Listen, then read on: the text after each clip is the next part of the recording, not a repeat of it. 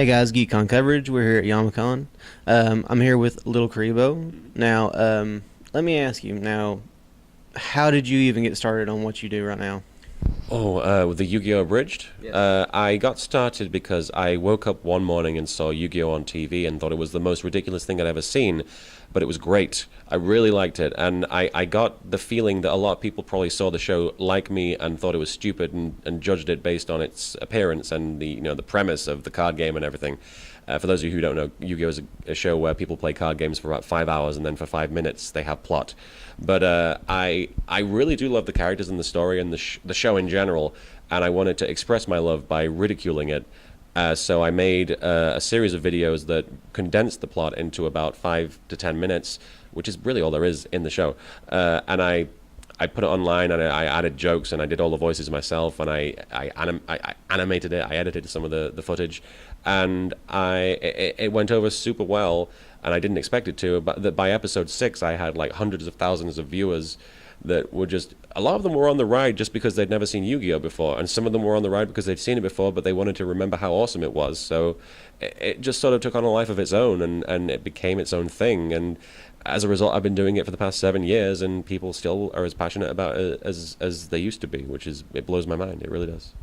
Now, were you ever like had a love, like a passion besides this, like a games, comics, anything like that? Now, Yeah, I love movies. I still do, and I play video games when I get time.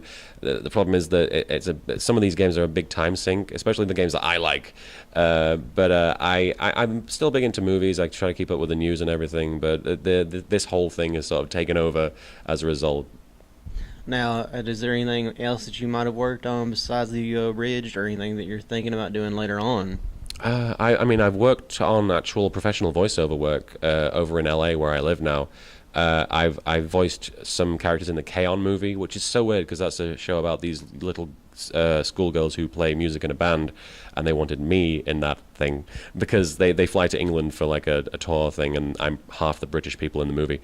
And I voiced a video game that's coming out in a couple of days called Ghost Control Incorporated, where it's basically a strategy game, kind of like XCOM, and you go around London hunting ghosts that are like haunting different like locations, and every male character in the English version is voiced by me apparently. So I recorded like about 1,000 lines for that. So if you play that, you'll hear me talking about getting slimed and stuff. It was pretty cool. And there's a few projects that are coming out that have my voice in that I can't talk about. But as far as things in the future that I'd like to do, I'm trying to write a book right now, which I love writing. Writing is kind of the passion. That's something I should have mentioned. Writing is my real passion, and if I could spend the rest of my life with just writing, I'd be very happy. So, just out of a small little tweaking videos and everything, it's blown up into all this now. Yeah, it like I said, took on a life of its own. I never expected it to happen, and I'm glad that it did. But if I knew that it was going to be as huge as it was, I would have been too scared to do it. I would have been too intimidated by the potential backlash, and I would have been too scared by just the sheer amount of people who would want to talk to me and about this strange, silly hobby that I have. And coming to conventions like this one has been a huge step in my life towards like getting me out of my shell and getting me to talk to people and meeting some of the best people I've ever known. So I'm extremely grateful for everything that's come as a result. Now, like kids or anything, or anybody that wants to get into something like that, or like, try to do something that you've started out doing now, any like words of advice or wisdom that you would like to give to them? Do it because you would love doing it. Like I chose Yu-Gi-Oh to make fun of because I love it. And if you spend the amount of time that I have making fun of something that you hate, there's going to be a lot of negativity, and you're going to hate yourself as a result. And I think people get more enjoyment noticing that it's something that you're passionate about and seeing that you recognize all the flaws in something and appreciate them, not necessarily just because you think it's a bad thing. And above all, remember that you are doing it for fun, and it's just a hobby. So don't try and do it to be like a big deal on the internet like I apparently am.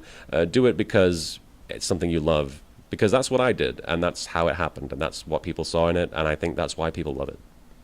All right, that's great. Thank you. Now, one more thing before we go. Will you just say card games on motorcycles? How loud do I get to be with this? Just whatever you want. Card games on motorcycles! Thanks, guys. That's GeekCon coverage at YamaCon.